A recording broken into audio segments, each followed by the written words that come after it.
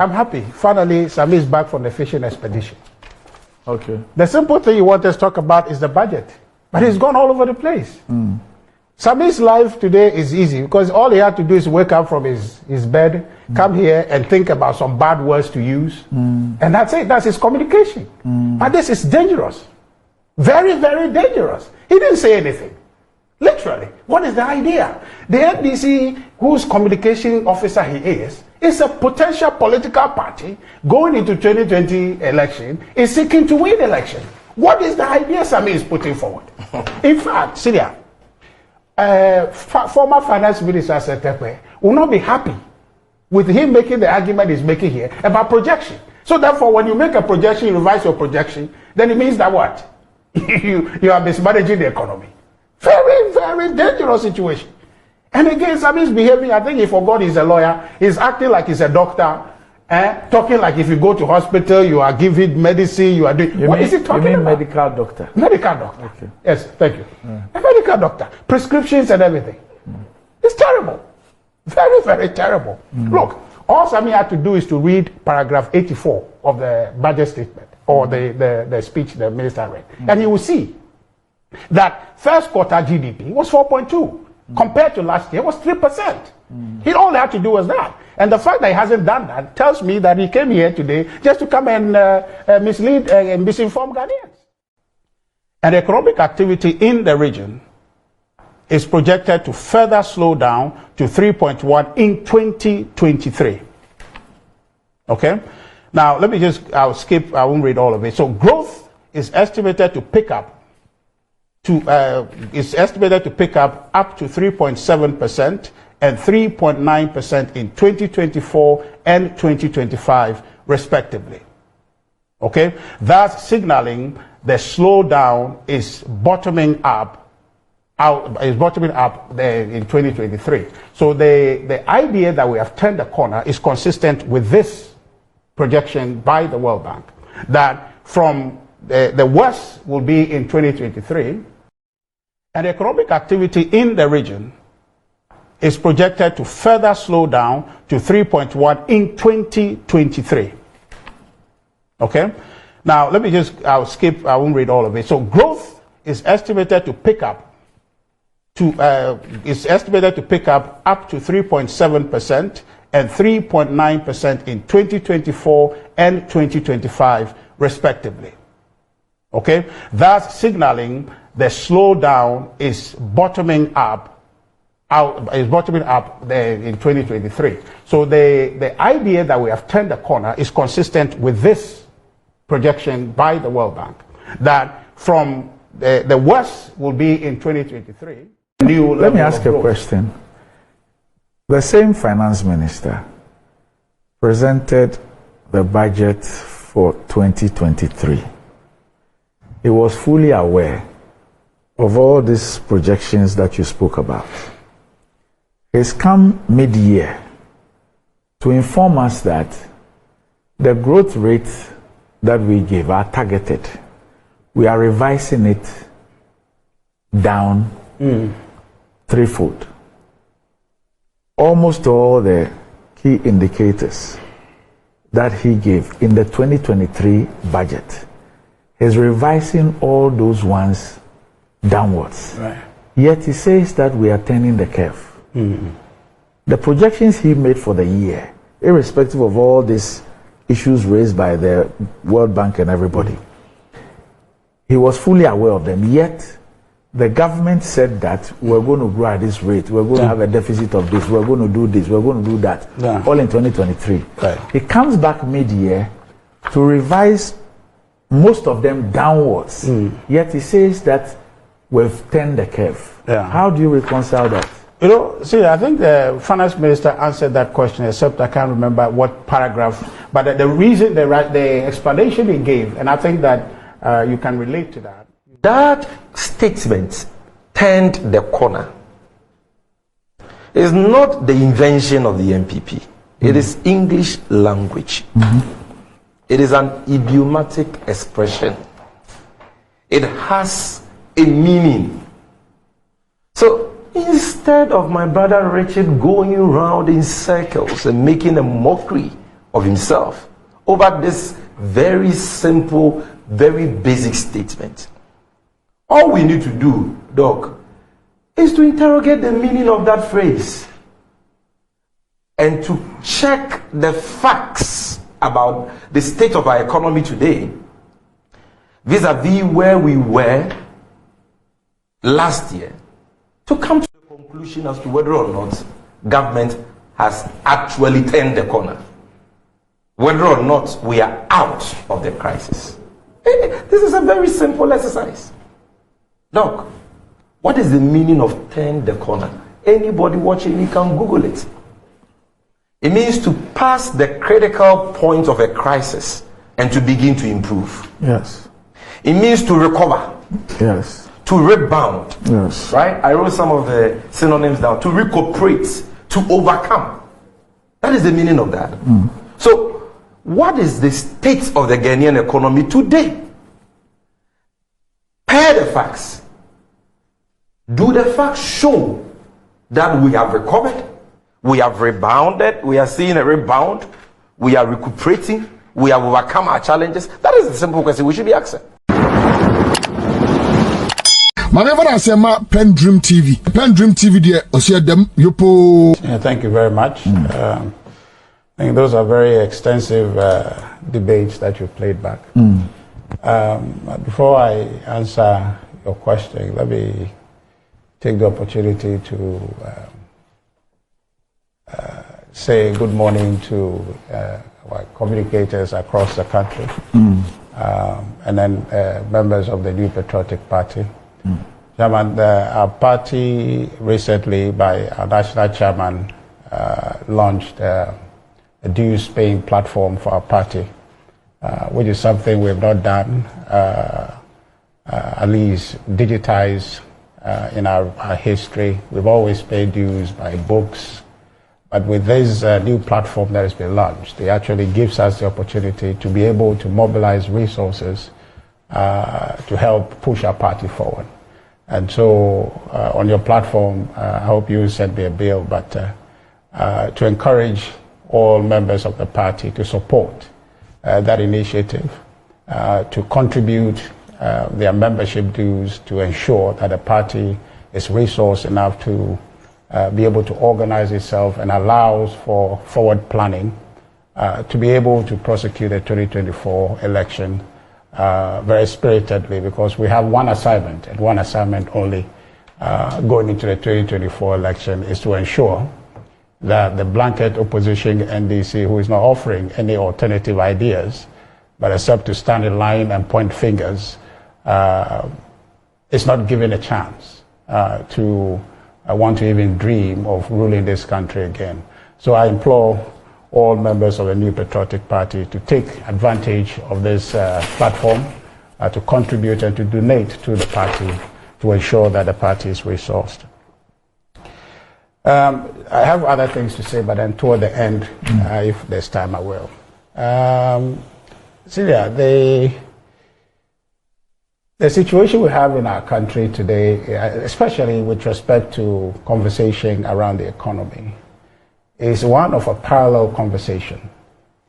The NDC has taken a certain position, which position is not to accept reality, and to say that somehow Ghana exists as an island, and therefore the interconnection between us and the rest of the world that we continue to illustrate for them, which we know they know, somehow they pretend they don't know it exists, that we are part of a committee of nations, and therefore what happens here impacts others, and what happens elsewhere impacts us. Much less they have completely repudiated the position that the world today is now a global village, and therefore that interconnection you cannot avoid. So, Senior, what we have is a situation of what you would say, I think there's an Akab proverb or saying that says that Akokosa Trakoma Nyenefe. So to the extent that the truth is glaring and the NDC has taken the strategic position not to accept reality, it's become very difficult to have a rational conversation which is focused on assessing a particular situation that we're in. So that is the basis of the question when you saw the finance minister presented a budget with numbers to them. And then you have the minority line up and say that which corner have we turned? Now, you can only ask that question today if you refuse to accept reality. And which is the position of the NDC. And I think that the responsibility we have as NPP is to look past the deliberate obstruction of the NDC, the deliberate intentional denial of the NDC to accept reality, and focus in a way that we can communicate with Ghanaians and understand that we need to do more and to break down these numbers for Ghanaians to understand. And I think that that is where our communication has to get to. And I think that we will have to do more to convince Ghanaians or to create the awareness about Ghanaians. And I believe if we do that more, we'll be able to get to a point where the NDC's conversation will be looked at as grandstanding, which I'm sure Sammy here will do. I watched Felix, I think, on Tuesday, immediately after the budget with my brother Dr. Kabiru here, and I was looking at Felix, very animated, just going around in circles, talking about things that he knows he himself, during when they were in power, couldn't do, right? So I want to say that indeed we have turned the corner. And the reason we have turned the corner, Sidia, you see clearly in the history of this government from 2017 up till now, our record has been very clear that when we came in, this economy, the economy that we inherited was in decline, in a free fall. But in the first year in office, we were able to turn things around and started growing that economy. We did so again in 2018, we did so again in 2019. Then something changed. And that which changed was COVID. Now, that's the point of departure, that the NDC says it didn't happen. And when they accept it happened, they want to tell you it didn't impact Ghana alone, or it didn't impact, it wasn't only in Ghana, and therefore it impacted other places. And they try to give you numbers from other places which are out of context, because there's no common base to measure a 2-3 inflation or 2-3% GDP growth in Togo and Ghana, because there's no common platform, or there's no baseline to peg the two. But then they do that. And in 2020, when COVID happened and our economy went into a tailspin, in fact, the global economy went into a tailspin, Ghana was not left out.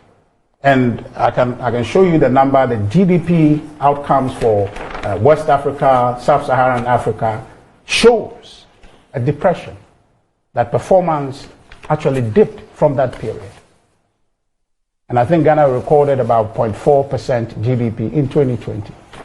In 2021, and I have a World Bank document here I'll be reading to validate my point for you.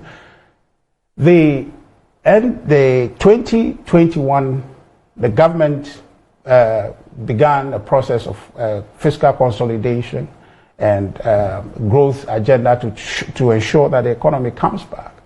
And the outcome, the fiscal outcome for 2021, we're actually looking up. If you look at GDP in 2021, went up from the 0.4% to 5.36% in 2021.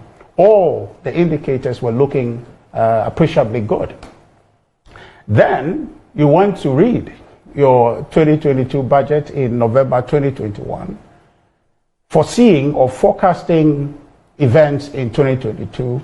You make certain policy recommendations or take certain fiscal policy positions going forward. You make recommendation for tax position where your fiscal policy is predicated on increasing revenue, to ensure that you are able to accommodate the instances that would emerge in 2022. And you have a difficult parliament that kicked against it, bastardized the measure that you were bringing to forestall exactly where we are today. And that created a problem. an unpredictable market situation, and the market was watching. A situation where your budget was stymied. You have a situation where your parliament was kicking against your budget. The market is very sensitive, and Cindy, I know you know this. The market is very sensitive. Looking at that, they are thinking, looking at what their financials and seeing that my money is in that market. They can't seem to agree on the budget, which suggests whether or not I'm going to be paid by interest next year, 2022. I don't know. And that dragged on till May sometime 2022 before that measure was approved. And you saw the history of the e-levy measure has suffered from this prolonged debate and bastardization of that measure, and it hasn't been able to live up to its expectation till now. Then, as if that is not enough, Senior, you have in February of that year a decision by two countries who are key by their positioning. Now, sometimes when people make it that, oh, war, far away, whatever. Russia is not a small country. Russia is a global force to reckon with. So therefore, Russia's economy and the decisions that Russia takes to advance its, foreign policy interest is key. The United States of America responds when Russia acts. And so therefore, when Russia takes a certain decision in its foreign policy interest to go to war, it has economic ramifications. And that, the admission of the world, is that war led to a crisis of supply chain integrity that resulted in cost of living hikes, which resulted also in high energy costs. Now, that then exacerbated the fragile recovery path that we started in 2021. So you saw that in 2022, things begin to fall apart. And this World Bank reports that I'm talking about to you talks about the situation and the impact of that war on the global economy, and particularly take it to examine the impact of that on sub-Saharan Africa. So that when we are having a conversation here in our country, we need to be careful, and I think that our communicators must make sure this contextual picture all the time. And by the time you lose sight of it, you think that you have a fight in your house, and you forget that other people are also fighting outside your wall. And so therefore, if you want peace, resolve the issue in your house, and therefore when you get out, then other people resolve theirs, and there will be peace. And every country is struggling to resolve the impact of this economic crisis on the world, on the world economy. I'll take a few things here. So on GDP, see that I'll read, I can share a copy with you, right? So on GDP, this World Bank report says what? The economic growth in sub-Saharan Africa lowered from 3.6% in 2022 from 4.1% in 2021. And 2021, mind you, Ghana's economy grew by 5.36%. So this is consistent with a decline that it is lowered in 2022. So you see a trend of 2021, so we can peg it from 2021, saying that Ghana's economy was high, 5.36, and then in 2022, the projection in the sub-Saharan Africa was that economic growth lowered to 3.6. And economic activity in the region is projected to further slow down to 3.1 in 2023. Okay? Now, I'll skip, I won't read all of it. So growth is estimated to pick up up to 3.7% and 3.9% in 2024 and 2025 respectively. Okay? That's signaling the slowdown is bottoming up in 2023. So the idea that we have turned the corner is consistent with this projection by the World Bank, that from the worst will be in 2023, and showing that going forward in 2024, economic performance will pick up from the 3.1 projection in Sub-Saharan Africa to 3.7 and 3.9 in 2024 and 2025 respectively. So how do you juxtapose the revised growth rates with this projection by the World Bank. I'll get there. I'll come to that. You understand? So that is a picture. Now, the next thing I want to illustrate for you, Senior, is the public debt situation. And when you finish, kindly let me know when this document was authored. Certainly. I mean, but you are seeing the dates 2023, so it's a current document. But I'll send you. I just want to know. No problem. I'll send you the soft copy. Okay. There's a question I want to ask. That's what I want to know. I'll share with you. So let me talk about the public debt. Right. It says that the public debt in SSA, which is Sub-Saharan Africa, has more than tripled since 2010. The war in Ukraine, see, I want you to be minded by this. The war in Ukraine halted the fiscal consolidation process of many countries in the region that started in the aftermath of COVID-19 pandemic. I just told you about the regeneration of our economy post-2020, which was a record of 4.4% GDP to 5.3 or 5.4 outcome in 2021. And now it's telling you here that the war in Russia actually affected the fiscal consolidation effort, so the growth effort of countries after COVID-19, demonstrating for you clearly the impact of that war for you to see. Okay, as countries increasingly, okay, so that's the impact of that. The countries increasingly resorted to measures such as subsidy, temporary waivers of tariffs, levies, and income support for most vulnerable people in an effort to limit the rise of food prices and fuel prices. The fiscal deficit of the region widened. See, I want you to note this. The fiscal deficit of the region, which is Sub-Saharan Africa, which we are part of, widened 5.2 of GDP in 2022, up from the 4.8% GDP. So within that period, our fiscal deficit widened. Okay? I'll just demonstrate the last bit, and then we can move on, and I'll conclude. Now, the next thing I'll talk to you about is inflation. Now, the report suggests that the projection they have here suggests that stubbornly high inflation fueled rising food and energy prices, as well as weaker currencies and low investment growth, continues to constrain African economies, creating uncertainty for consumers and investors. Okay? Now, the number of countries with two-digit average rate of inflation increased from 9 in 2021 to 21 in 2022, telling you the change, the sudden change, okay, in inflation in Sub-Saharan Africa, okay, from low or manageable inflation to out of control inflation. In 2021 to 2022 and 2022, we started experiencing this very unstable situation, because if you look, 2021, our inflation Ghana, I think, was about 9%. When? In 2021. No. 9.8% or so. Inflation in Ghana? Yeah. In 2021, you can check. 9.8%?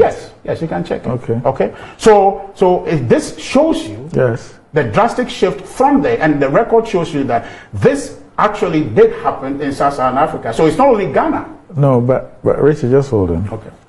Are you going to give us examples in other Sub-Saharan countries in terms of their 2021 and 2022 inflation figures to justify this? Well, we can find it, but don't worry. But I'm just reading a report that says... No, I get the report, but you're using this report to justify the Ghanaian situation. Why, do you disagree with the report? No. Okay. I'm saying that... Let me finish and I'll get you those. Let me just ask the question. Okay. I'm just saying that you're using this report to illustrate and justify Ghana's situation.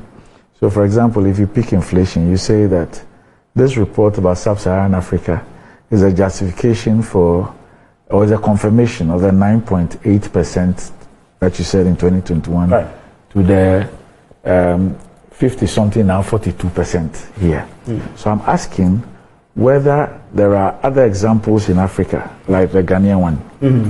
Well, yeah, of course. That's what the report is saying. No, so if you want me to give you a specific one, when I finish, I'll show you. So but you were here the last time when Phyllis was telling you about Cote d'Ivoire's inflation that is also gone up, except that he's saying that because it's about some 7%, and therefore it's not egregious. That's what he's saying. But the report here is confirming exactly what Phyllis stood here last time and said. So just let me finish, and I can answer that question. Okay. So, but then the incontrovertible fact is that the inflation started getting out of control in 2021.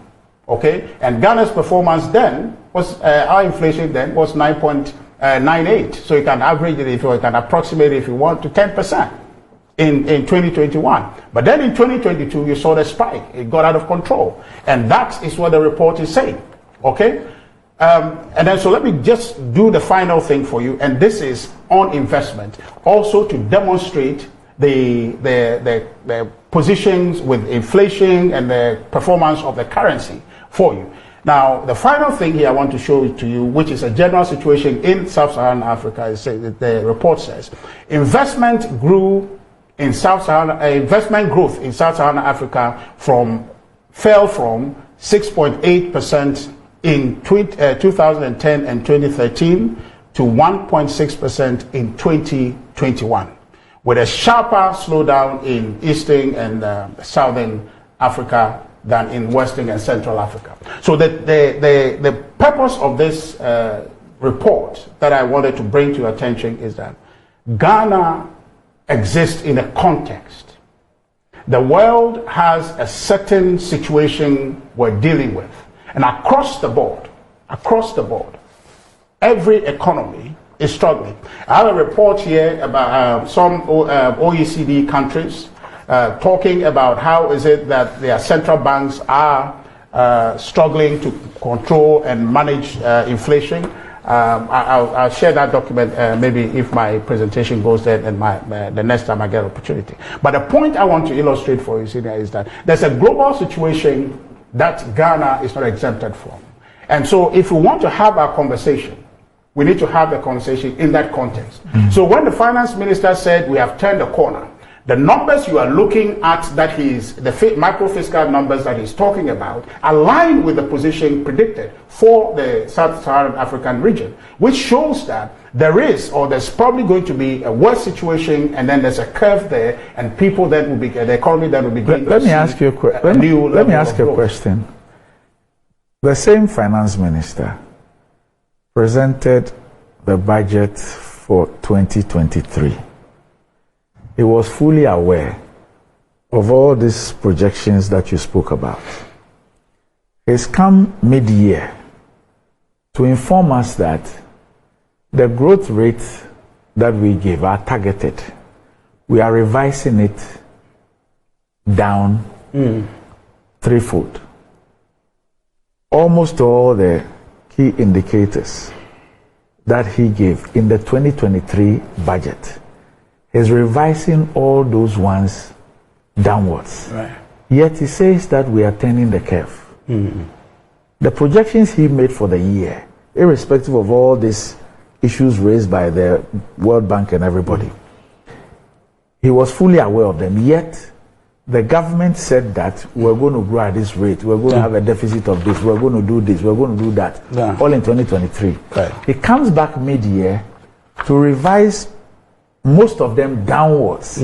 Yet he says that we've turned the curve. How do you reconcile that?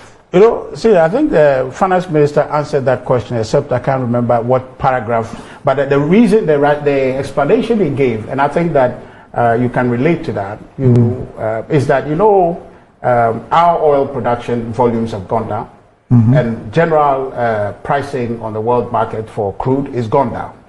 From the estimation they worked the budget with in 2023, I think it was $90-something per barrel. Now it's hovering somewhere around $73 or so. So that obviously has a direct impact on your receipts. And so if you revise your projection consistent with that, it is reasonable to do so, because, I mean, how else are you going to get growth? Because if the prices continue to go down and you have that estimation, all it's going to mean is that you saw that the thing was going down, you couldn't predict the outcome. So what all these projections here is a projection based on certain factors. And if those factors are changing, I think that it's prudent for you to align. It doesn't mean that you are not managing the economy well. It just means that things are happening that affect you, so you need to respond to the environment. So how do you then say that you have turned the curve in that circumstance? Because you give an end December inflation rate, a projection. Yes. You obviously, from your media review, you are not meeting it. You give your gross international reserves, it's gone through the roof. You give your overall GDP growth, gone through the roof. Total overall GDP growth, so it's just been revised. That has not gone through the roof. No, I'm saying that the revision, it means that what I mean is that you're not meeting I think that's a fallacy. Why? The revision is, I just told you why it's reasonable to do that. No, I am not saying that it is not reasonable to do. Yes. What I'm telling you is that is what you projected to do. But that is not real. You still don't get my question. I'm saying that all these projections you made, which are the key things, your end December inflation rate, your gross international reserves, your overall real GDP growth, your total expenditure on commitment basis, your non-oil real GDP growth, your primary balance on commitment basis, your overall budget deficit commitment basis, your overall budget deficit cash basis, total revenue. So those are just one and the same things anyway. Yes, I'm saying that all of these ones, you have come back to revise all of them backwards. Yes. Downwards. Yeah. Yes. Irrespective of the reasons that you give. Right.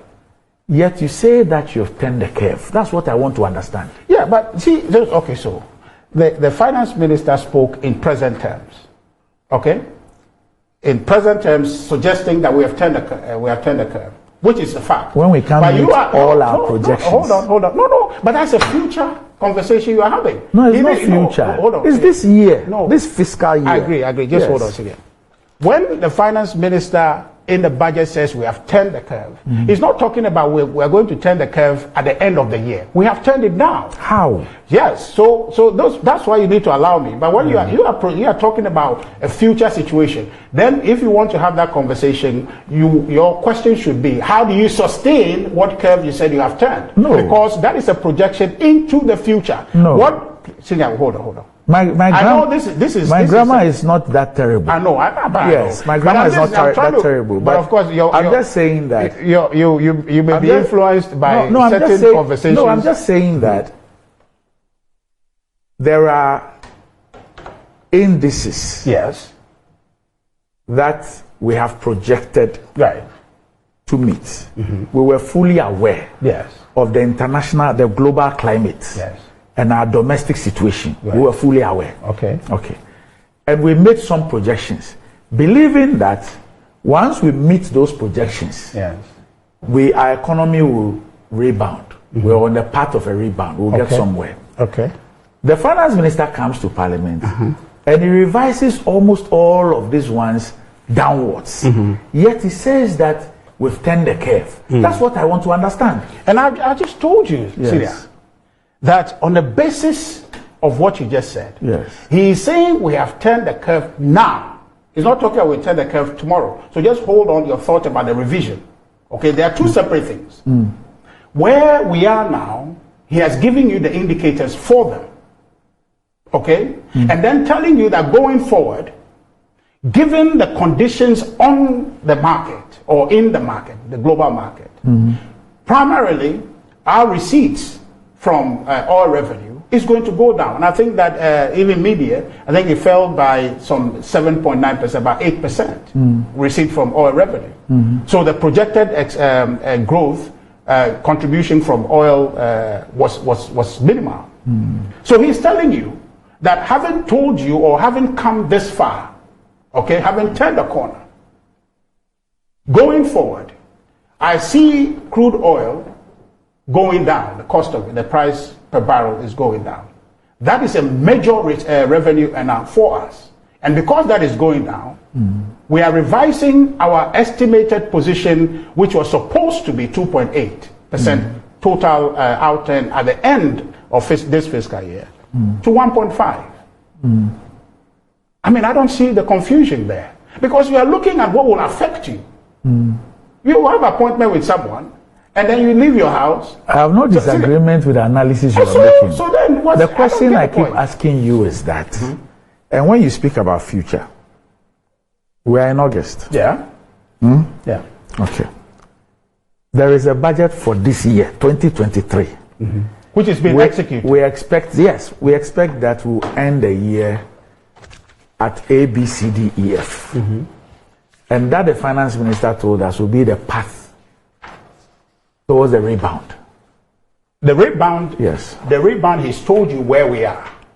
So where we are today. No, I'm saying that when he presented the budget, his point was that we will reach this. And once we're able to reach this, that will be the path of recovery, the beginning of the path of the recovery. Now in the media review, it comes to say that for all the reasons that you have enumerated, we will not be able to meet all those targets that we set for ourselves, which we believe would constitute the recovery. Okay. And therefore, we are revising them downwards. Yeah. Yet he says that we have turned the curve. That's what I want to understand. So Senior, so the revision, part of which is due to the cost of crude on the market. Do you blame Ken? That's not in doubt. Yeah, so do you blame him for it, for revising growth, because obviously something he doesn't control is likely to continue going down from when he estimated in 2023 for you that it'll probably be about $93 per barrel. And now it's about 73. Okay, you are not addressing the issue. But you see, unless okay. Unless there's something else. No, I just want to understand how projections that I made, which I believe if I achieve will lead to a rebound, have all been revised downwards. Very well. Yet I say I have turned the curve. That's just the understanding I want. If you want, you must have a conversation about the full year. If that's what your question suggests, that you're asking a question about the full year. But in terms of turning the corner, it's telling you this half year, our performance in terms of GDP shows you that to what end? To what end? At present. No, to what end? Hold on. At present. Q1, Q2 is supposed to reflect Q3, Q4. No problem. To give you an end result. Yes. You have told us that you are revising the end result. Yes. So if Q1, Q2 will not help you to achieve that end result, and you are revising it downwards, what is the issue about Q1, Q2 meaning that you've turned the curve? I think you pose a very good scenario. Let me analyze it for you this way. You are leaving your house to come here. Yes. See, from your house to here is about how many minutes? Ideally, if the road is free. 20. Okay, so you tell us we should be here 7:20 and we start the program at 7:50 or 7:40. And we are here. And you know calculation per how your travel time is. You leave your house at 7:20, knowing you'll get here 7:40. Then one day you are coming and there's traffic. Right? What do? You call us and tell us, well, my estimated time has changed because there's traffic I've encountered, which is not a normal occurrence per my calculation to you that I'll be here at 7:40. So something has changed. For the finance minister, the reason he's revising this is because his projection at the outset of the 2023 budget was that crude oil will be at a certain price. And then come to mid-year, the review suggests that the price had gone down, and therefore his receipt from oil revenue fell by 7.9%. Okay. So in accordance with that change in price, which directly affects his productivity, he tells you that going forward, if this thing stays this way, my performance as I estimated to be here at 7:40 will not be the same. So I'll be here at 7:50. That's not your doing. It's an exogenous factor. Yet he says that I've been punctual. He didn't say that. Okay. He didn't say that. Okay. He didn't say that. What he told you is that the fact that he wanted to be here at 7:40 is not a deceit. But on his way, there is a traffic situation that precluded him from coming. So it's an external factor that you should be able to accommodate. All right. And we have been accommodating that when he come late, Senior. All right. Okay. So let me bring in Sammy. I think you get a picture. And therefore, when Sammy comes in, I know he's going to be doing all the things they do. Oppose, refuse to accept reality. And therefore, that's the context I think Ghanaians should look at the two presentations. Okay. We admit reality and we are communicating within the context of the global situation. But the NDC lives in some wonderland where they think that Ghana exists in isolation. Right. And that's what he's going to do. Complain about everything else but accept no responsibility, and suggest no ideas. Thank you, sir. Thank you. All right. Doc, thank you. First of all, a very good morning to our cherished viewers. Doc, what are we discussing? We are discussing the 2023 mid-year budget review statement of the government. Yes. Presented to Parliament on behalf of the President by the Finance Minister. And if you read that statement, you get one central theme. The central theme of the mid-year budget review statement presented to Parliament, according to government, is that they have turned the corner and that we are out of the crisis. That is the operative, or if you like, the central theme of the presentation of the Finance Minister. Now that statement, turned the corner, is not the invention of the NPP. It is English language. It is an idiomatic expression. It has a meaning. So instead of my brother Richard going around in circles and making a mockery of himself over this very simple, very basic statement, all we need to do, Doc, is to interrogate the meaning of that phrase and to check the facts about the state of our economy today vis-a-vis where we were last year, to come to the conclusion as to whether or not government has actually turned the corner, whether or not we are out of the crisis. This is a very simple exercise. Doc, what is the meaning of turn the corner? Anybody watching, you can Google it. It means to pass the critical point of a crisis and to begin to improve. Yes. It means to recover. Yes. To rebound. Yes. Right? I wrote some of the synonyms down. To recuperate. To overcome. That is the meaning of that. So, what is the state of the Ghanaian economy today? Pair the facts. Do the facts show that we have recovered? We have rebounded. We are seeing a rebound. We are recuperating. We have overcome our challenges. That is the simple question we should be asking. So let's go to this issue of GDP growth. You've been bantering Richard over. It's a very important economic indicator. In fact, the GDP growth of every economy is the most important indicator of the health of that economy.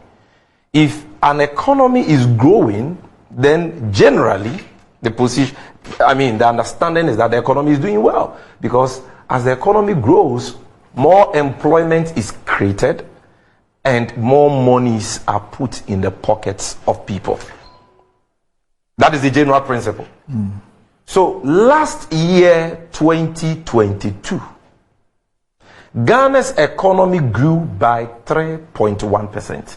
That figure is contained in the minister's own mid-year budget review statement when he gives a report of our macroeconomic performance for the previous fiscal year. He said GDP growth for last year was 3.1%. 2023, what is government projecting to be our GDP growth?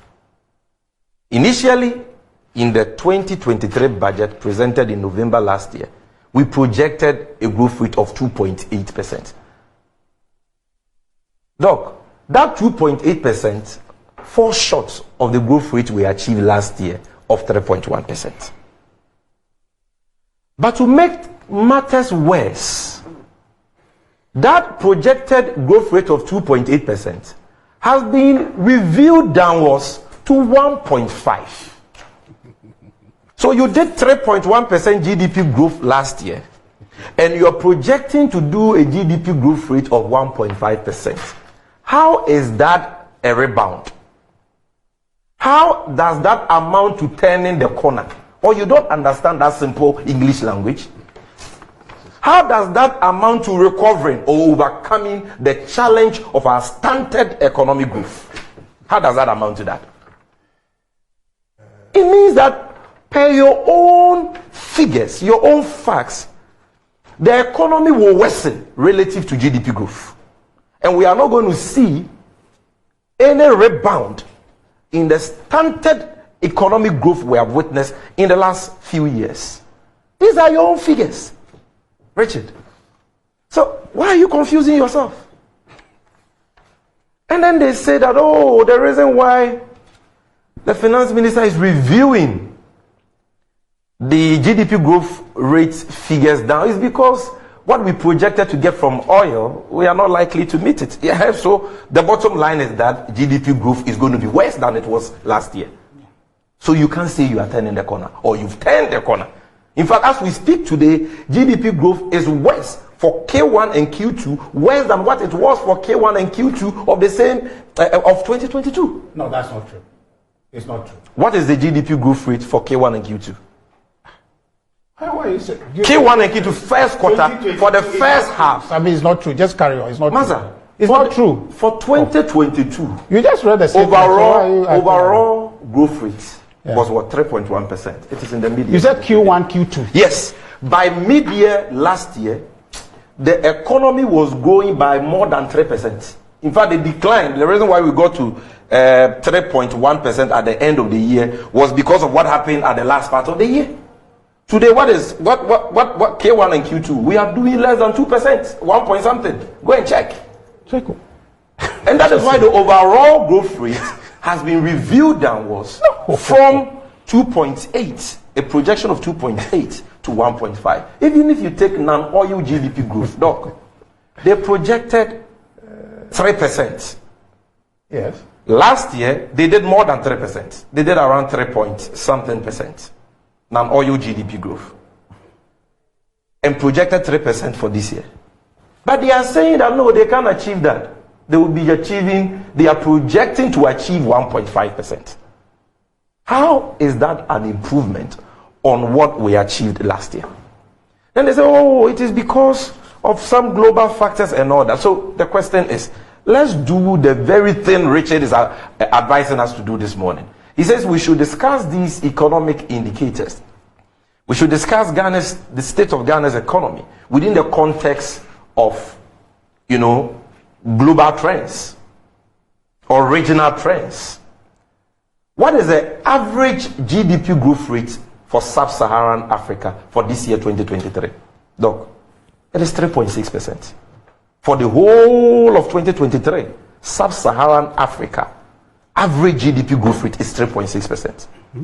So why are we projecting to do less than half of that average sub-Saharan GDP growth of 1.5?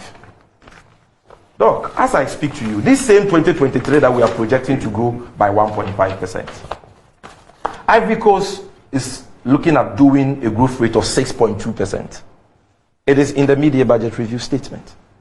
Nigeria is projecting to do 3.2%. Mauritius is projecting to do 4.6%. Ethiopia is projecting to do GDP growth rate of 5.3%. Rwanda is projecting to do GDP growth rate of 6.2%. And so on.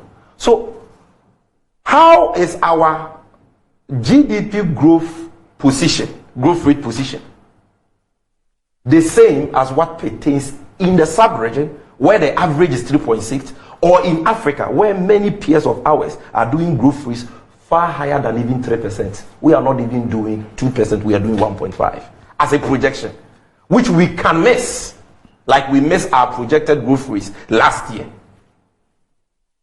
And don't forget that in 2016, under President Mahama, we had only one oil field.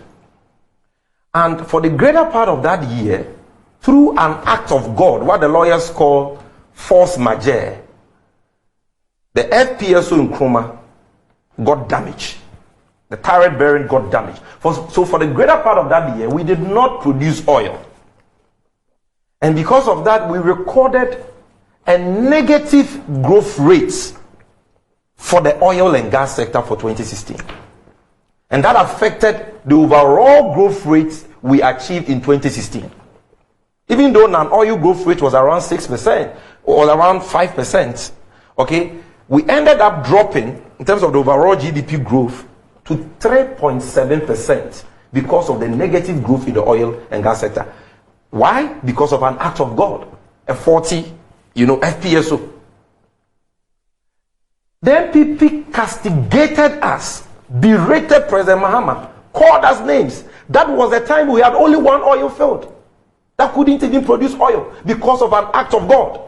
They said 3.7 growth rate was abysmal. It was a mark of an incompetent government. Today you don't have one oil field. You have 3 oil fields. 3. And you don't have any act of God, any force majeure. You are producing more oil than has ever been produced in the history of Ghana. The international market price of oil, which has even come down in recent time, is far higher than it was in 2016. 3 oil fields. You are projecting to do GDP growth rate of 1.5%, and you are saying that is good. You have turned the corner.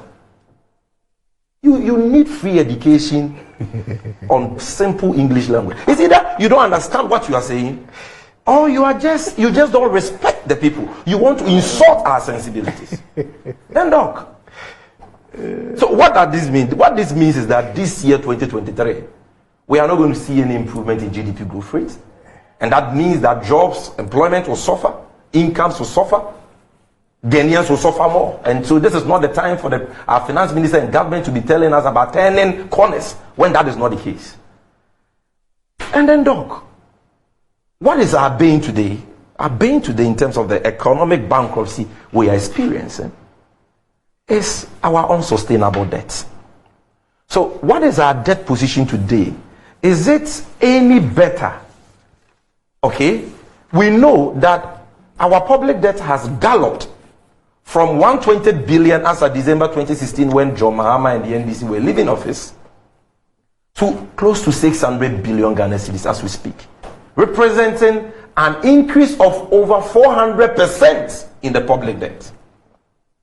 And so because of that today, Ghana has become insolvent. We have become bankrupt. We cannot service our debts. And for the first time in more than 3 decades, we have defaulted on our debt obligations. For the first time, we are implementing a draconian debt restructuring program. We are not paying our bilateral creditors, our external creditors, and even Ghanaian bondholders who have lent to us, including poor pensioners. We are not paying them. And some of them are contracting all manner of diseases because of the pain and agony they have been subjected to.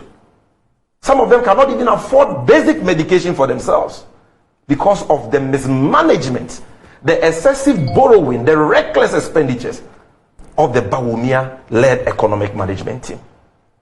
And then you come and tell us that we are out of the woods, we have turned the corner, we have recovered. Meanwhile, as we speak, the draconian debt exchange program continues unabated. Are more, creditors not being added to that debt restructuring program? Cocoa bills have just been added. Government is even seeking to add pension funds. So how have we seen any improvement in our debt position? You know something? Anybody listening to me should check Appendix 2A of the mid-year budget review statement of this government. This 2023 mid-year budget review we are discussing. Government in 2023 projected not to borrow on the domestic market. They said they were going to borrow 0 on the domestic market. Doc, rightly so. Because when you find yourself in an unsustainable debt position, you can't service your debt. You are locked out of the international capital market. Nobody wants to lend to you. And you decide to go through debt restructuring. What you're doing is that you are depriving your creditors of their investments. Okay? And so the savings you make out of that debt restructuring program are supposed to be invested into the payments of the debts. No sensible government compounds its debts in the middle of a debt restructuring program. If you do that, you will end up imposing another debt restructuring program, like it happened to Jamaica. So what we're supposed to do is that the gains we are now making from the debt restructuring program, which actually are the hard-earned investors of bondholders, would have been invested prudently, in a prudent manner. But what are we seeing? Instead of living up to their own projection of borrowing zero on the domestic market, you know that for the first half of this year alone, this government has borrowed a whopping 5.5 billion Ghana cedis without parliamentary approval. Because they told Parliament in the 2023 budget that they were going to borrow nothing on the domestic market. On the T-bill market alone, 5.5 billion cedis. And they are projecting to borrow in this mid-year budget review another 41.3 billion cedis. In total, 46.8 billion domestic borrowing this year. You know what that will do? Apart from the fact that that will increase the already high public debts, what that will do is that it's going to crowd out the private sector.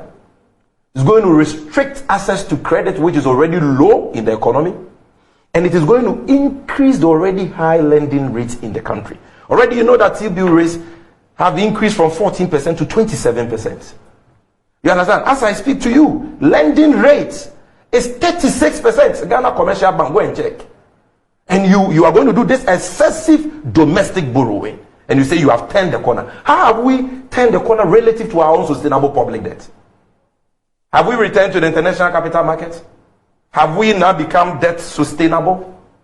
What are you talking about? Have we stopped the debt restructuring? Are you paying bondholders? Are you paying your external creditors? Have we seen any improvement at all in the figures? The answer is no, no, no. Then look at even expenditure. One of the major causes of the crisis we have on our hands.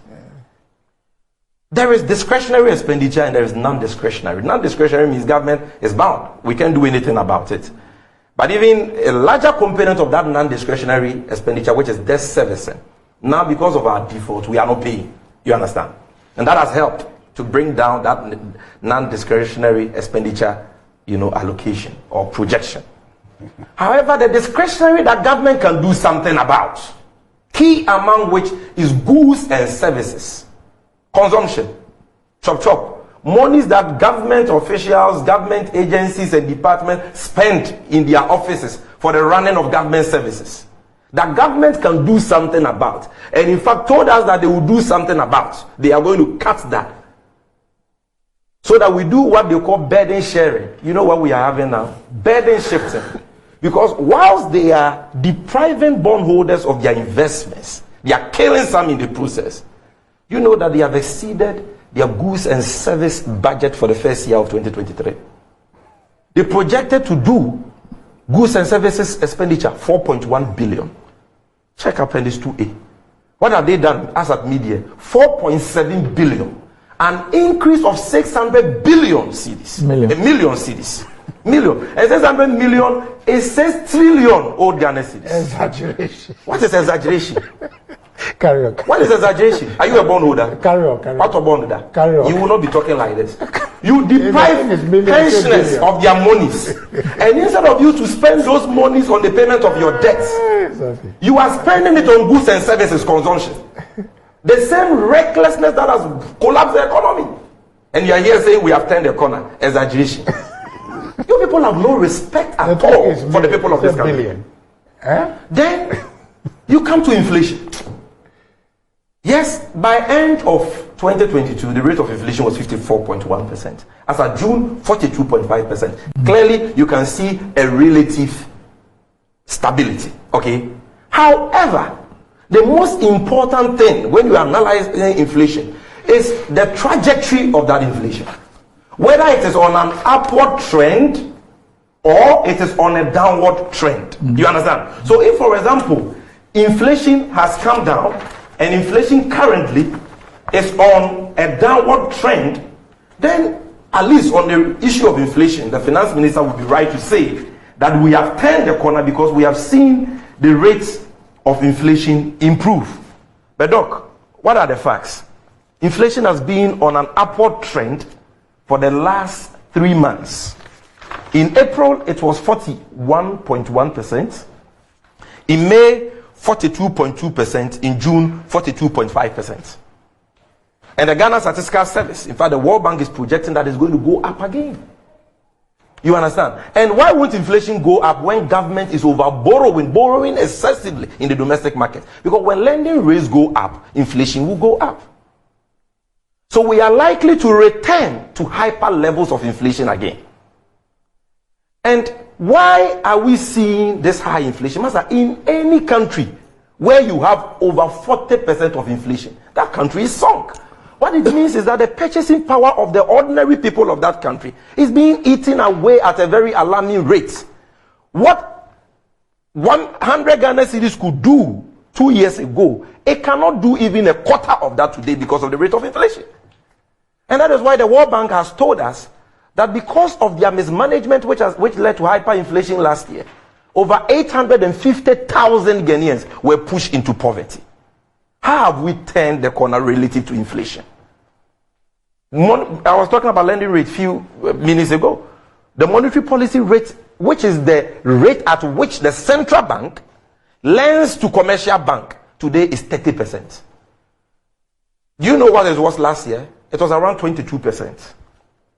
Last year, the monetary policy rate was around 20. It came down after the debt restructure. It came down all the way to around 22%. Now it has come up, went to 25, 27. Now it is 30%. So the banks are lending 35, 36%. Which business can survive under this hostile business climate? Which business can survive? Already, Guta, all businesses are complaining about high tax payments. They can't cope. We are paying baller tax. We are paying COVID levy. We are paying all these things. Government is not ready to scrap these nuisance taxes. All the many imports levies that Abuso Kai's Peppers dealers were expecting that government was going to scrap in this media budget review, we are still going to pay because the government didn't do anything about it. Very insensitive. And to add insult to injury, they look us in the face and say, oh, we are recovering. We have turned the corner. The only corner they have turned is their bedrooms, which has become banks for stashing stolen public funds. That is the only corner they have. They have turned. Stay with the budget. Then, Doc, look at the state of our central bank today. Are we discussing central bank? But is that not part of the economy? No, we were discussing the review. The budget. But is that not part of the media budget review? Or you've not read it? You must have stopped making a mockery of yourself, my brother. How can you say we should discuss a budget statement without talking about the health of the regulator of the banking sector, the Bank of Ghana?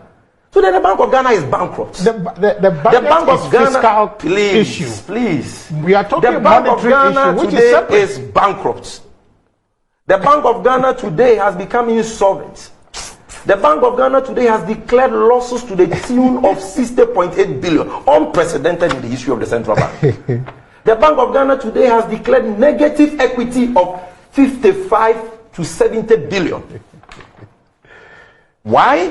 Because the Bank of Ghana chose to pander to the whims and caprices of this reckless Akufo-Addo Bawumia government by continuously printing money illegally for this government.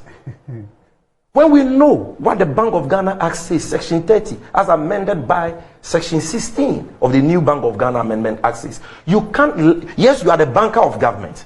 When government goes into crisis, Bank of Ghana can advance overdrafts, short-term loans to the government. You can print money for government. But the law says, don't do more than 5%. Don't give the government more than 5% of the total revenue of the previous year. In 2020, the total revenue was 55 billion cedis. 5% of that was 2.8 billion. Yet, in 2021, Bank of Ghana printed 35 billion cedis for government, according to what remains on the books of Bank of Ghana. In 2021, total revenue, 76 billion. The 5% of that was 3.8 billion. Meaning that if Bank of Ghana wanted to give governments an overdraft, it shouldn't have exceeded 3.8 billion. They printed more than 10 times that amount, 45 billion. And the law says that any time the Bank of Ghana is exceeding 5%, the Bank of Ghana, you don't have the governor, you don't have the power to do that. You must go to Parliament and tell the people's representatives that government is exceeding the 5% of the total revenue of the previous fiscal year they are entitled to. And so tell us what to do. Yet these criminally minded people who have no respect for the law decided to continue to print money. Today they printed over 80 billion and government says we can't pay. Then the same people have gone to sit down and say, okay, the money you printed for us. Dog, listen to it too. 80 billion is like 8 quadrillion old Ghana cedis. The money you printed for us. Now it has become bad debt we can't pay. So write off 50% of it as bad debts. And the Bank of Ghana, without parliamentary approval, writes off 50% of it as bad debts. In which country can this happen? And then instead of them to be resigning, instead of them to be explaining to us why they have violated the law, they have the effrontery to issue press releases and say, oh, we are not alone. Other countries too have been in the same position. Really? All the countries they cited are industrialized countries. And none of the countries they have cited have actually breached their Bank of Ghana Act. What those countries have done are allowed by their laws. You understand? And that printing of money is what has led to the hyperinflation we are talking about here. No. You don't understand basic economics. I mean, Basic economics. You don't understand that when you have more money chasing fewer goods, it leads to it spikes inflation. You don't know. No. But the Bank of Ghana itself and the World Bank, when you read the IMF documents, it says that the main reason for the hyperinflation is the continuous printing of what is called signalage, printing of money, which the Bank of Ghana continue to dump in the economy. No, signalage is not the same thing you are talking about. What is signalage? Is different. What is signalage? Is like a American dollar. The benefits the currency America gets from the global utilization of the currency. Master, don't make a mockery of yourself. But you carry on. There's a very serious platform. Carry on. Don't expose yourself on anyway, this. Are you done? Signalage refers to the printing of money. No, go and check that. No, please. You understand? People so this is what you have done. Then please. look. Yes, it is true that we are suffering from economic bankruptcy. And the government has not turned the corner.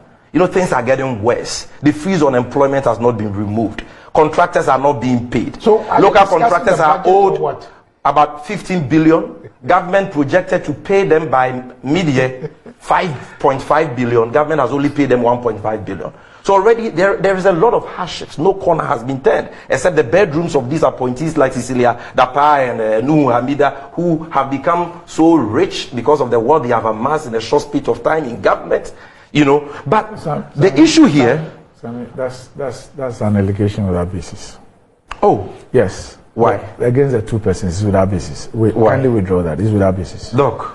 Kindly withdraw that. Which part? The fact that they have amassed wealth in government.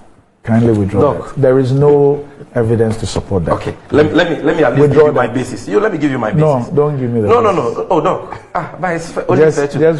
It's just only fair to listen to my basis. Why? You have Cecilia Abnadapa, who has reported to the police that house helps in her house have made away with $1 million, 300,000 euros, 350,000 Ghana cedis, jewelry worth $95,000. We know all that. We know all that. Yes. You understand? Yes. And the documents before the course of this country clearly suggest that is, according to the report he made to the police, his property, her property. Yes. You understand? Yes. And this is a public officer. It's still not. Have you checked the assets she has declared? I haven't. Have you I'm checked? saying that what you have said is still not evidence that the person has acquired. But what does it show? No. Why did she resign? Sammy. If you want me to withdraw, I will withdraw. But look, the fact still remains that Cecilia Abnadapa, until recently, was the Minister for Sanitation. True. A public officer. True. Therefore subject to accountability and scrutiny. And this public officer has reported to the police that these huge sums of monies, which she could not have earned legitimately from her salary as Minister of State, has been stolen from her. Because if you put together all her allowances and salaries, you can't get that figure. You can't get that figure. And she is not allowed per the laws of this country to engage in any private work of profits.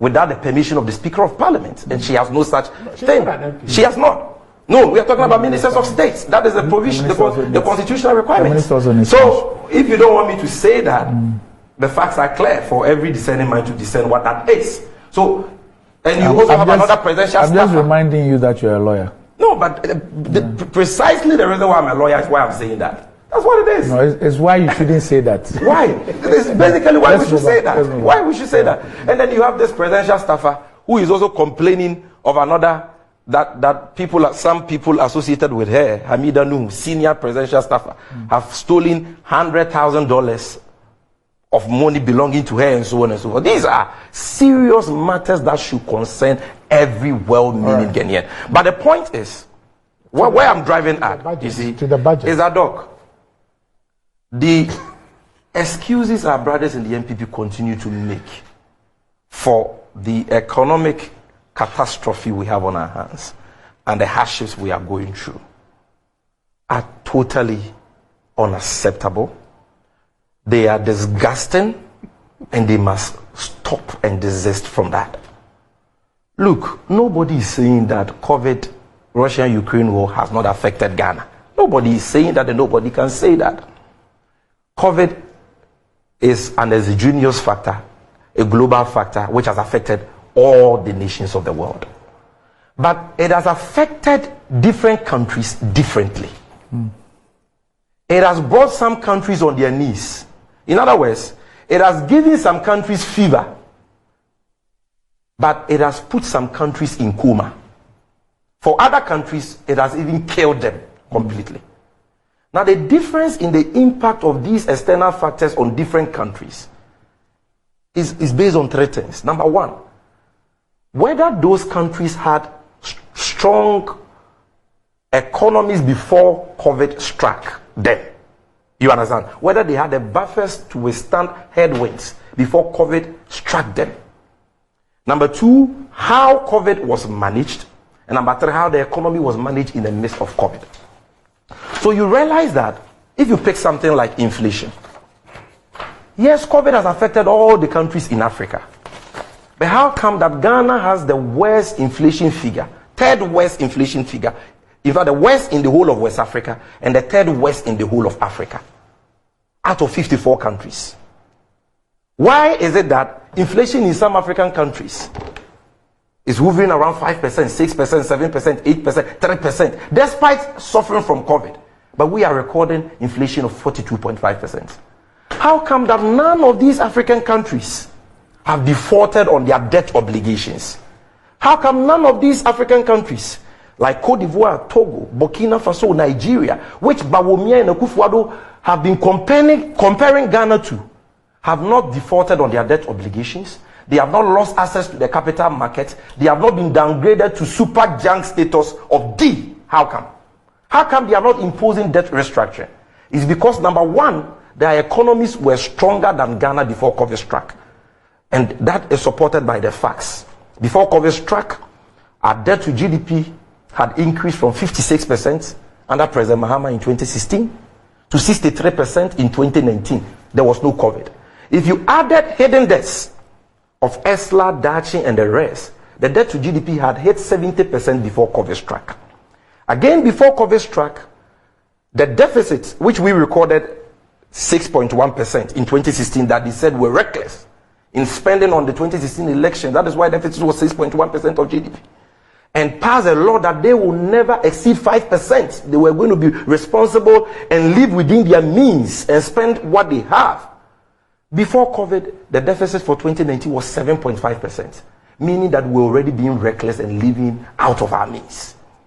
Again, the city, which according to the so-called strategists, the failed chairman of the economic management team who has caused this economic mess, Bawumia, is the most important barometer for determining the strength of the fundamentals of every economy.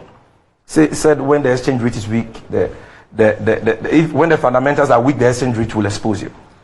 The cedi had depreciated by over 14% in 2019. So, if you look at all these factors, you realize that Ghana was suffering from serious underlying economic conditions.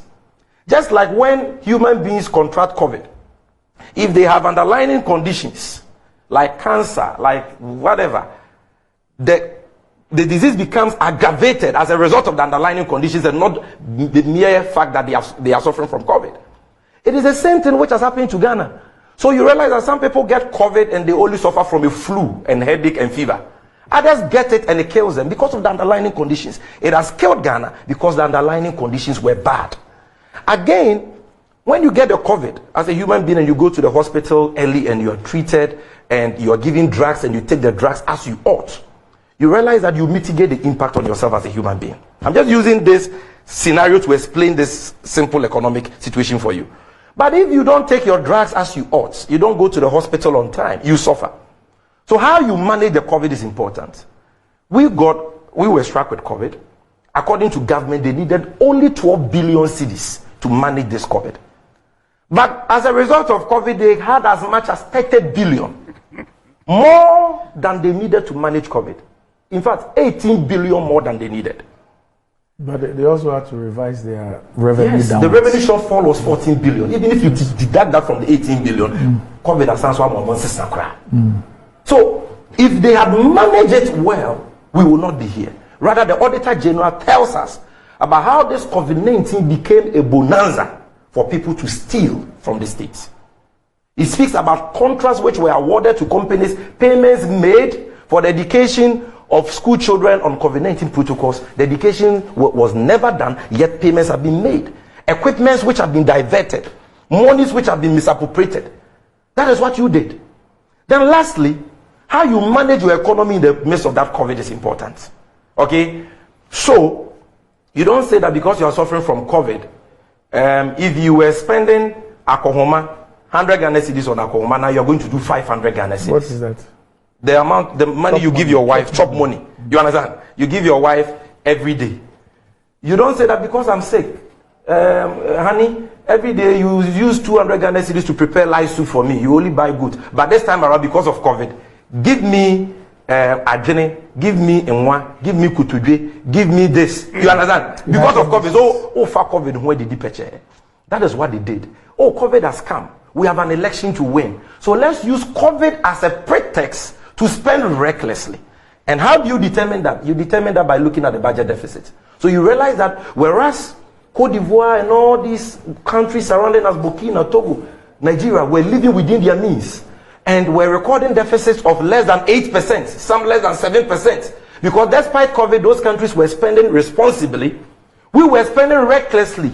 So much so that we recorded budget deficit of 15.6%. That is the reason why we are in this mess. You have had 3 oil fields. You've had more monies than all governments from Nkrumah to Mahama put together. Over 820 billion Ghana cedis. You've had all these monies. And 2020, you kept blaming COVID. 2021, you kept blaming COVID. 2022, you kept blaming COVID. 2023, you kept blaming COVID. COVID, I am there.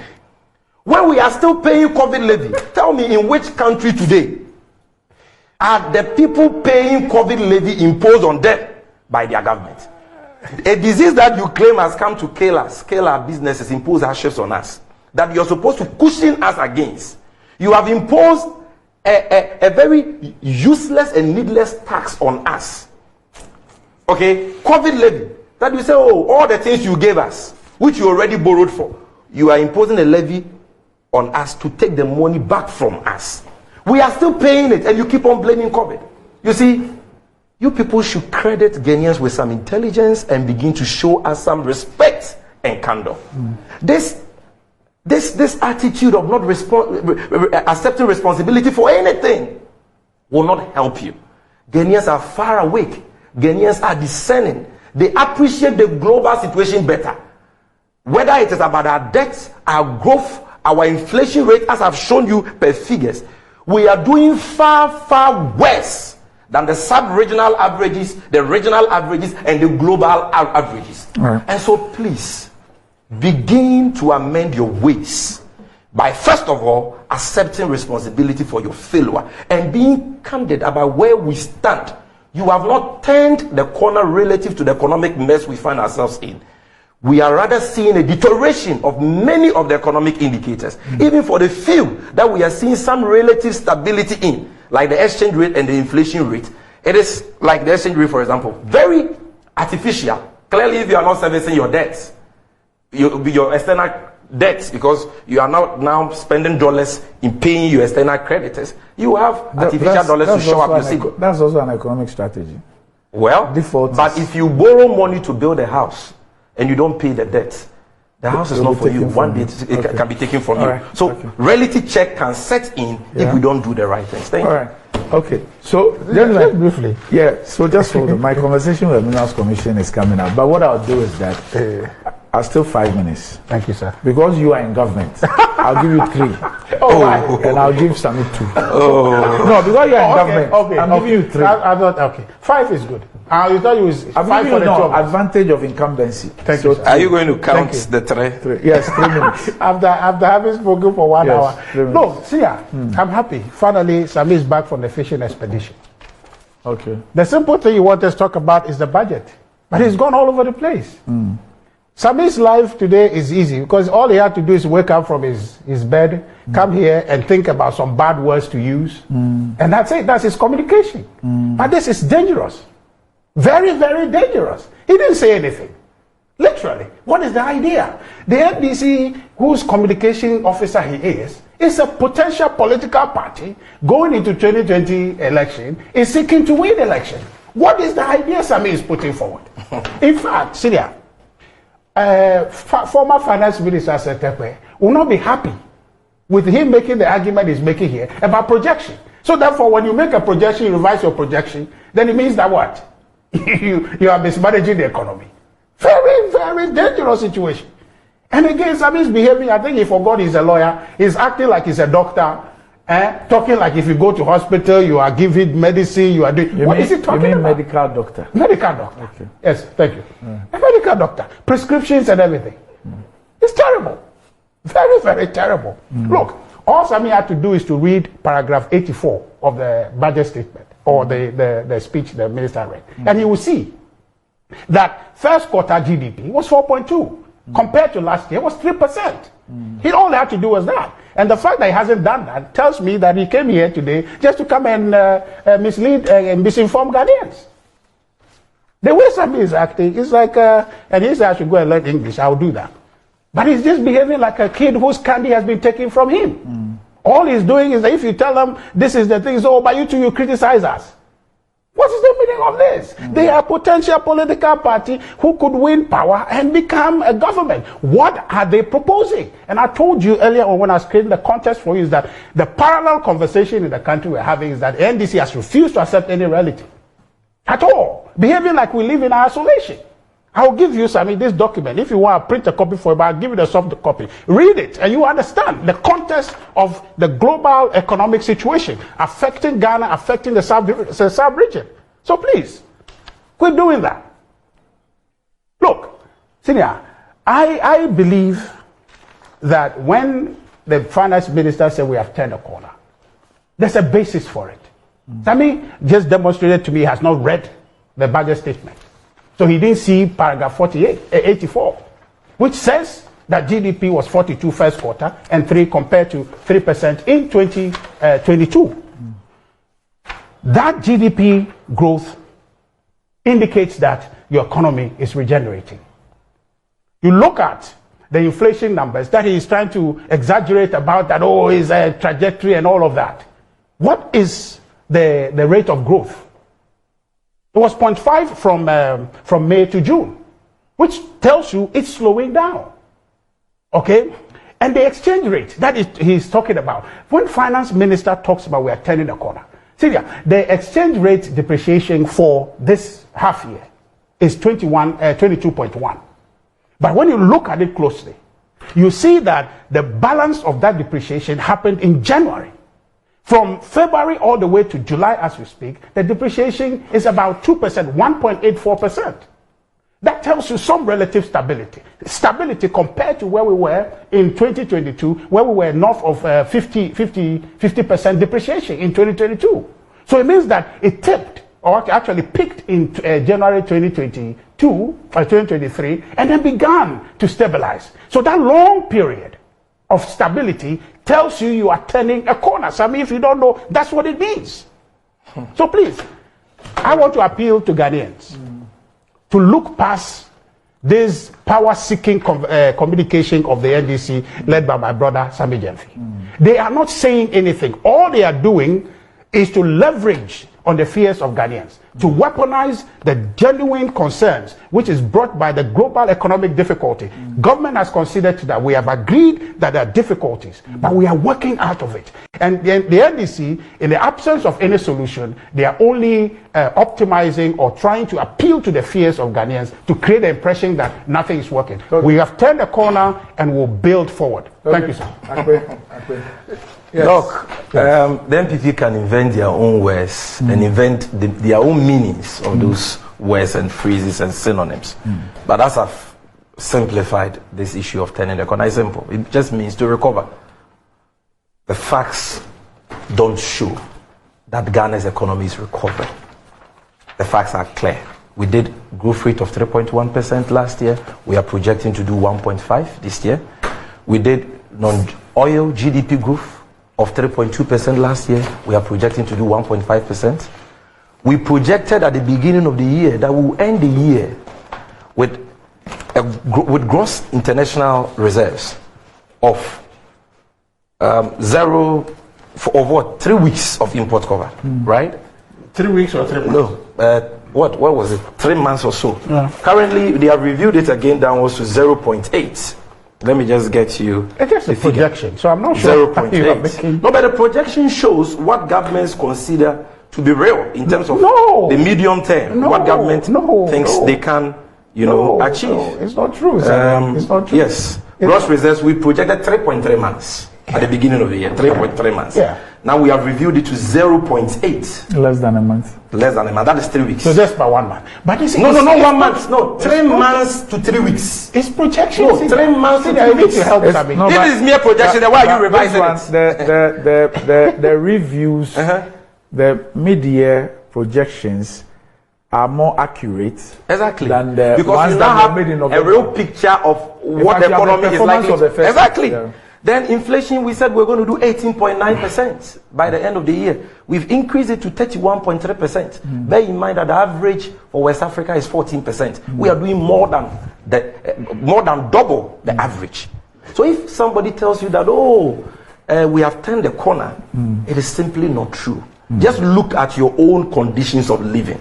When you go to the market, the rice you buy, the kenke you buy, okay? When you go to the market, Joy News has been doing a certain research on the cost of cooking jollof in Ghana. The materials, the cooking ingredients for jollof. Go and check the tomatoes, the onions, the pepper, the money you spend on that. Have you seen any improvement? No, you are not seeing any improvement. And you are being told that the corner has been turned relative to your conditions of living or the economy. Know that you are being insulted by a group of people who are not sensitive to your plight and who simply do not care about you. They are a bunch of liars who don't want to accept responsibility, okay, and the truth about where we stand. And so long as they continue on this path, we are not going to see any significant. All right, okay. They are not ready. Do you know? We have to go. Do you know? Is that Kojo normally he sends some tests when people are sweating on their forehead. Oh no, he's busy. Who is sweating? He's busy. Who is sweating here? He's busy worrying over you. You are making a mockery of yourself, you know. Guys, you know Auntie Muniwachi? Yeah, I've heard about it. I haven't eaten. You've never been there? Oh, you don't know where it is. I eat it a lot. You don't know where it is. I know where it is, but I have not. So you know where it is? Yes. Yeah, I eat it a lot. So you see, there's a street in front of the Antimony Junction. That's Celebrity Watching. Yeah, the Antimony Junction. There's a street. There's a street in front of it. Okay, there's a curve. There's a curve on that street. Yeah, try making that curve. Up next, the middle school. You are trying to say. Dedi kama mamena PENDREAM TV ase. Na so far so good. Say open online portal e wo Ghana. Nipa share, nipa follow, nipa comment here. To my best of knowledge, without any biases, PENDREAM TV.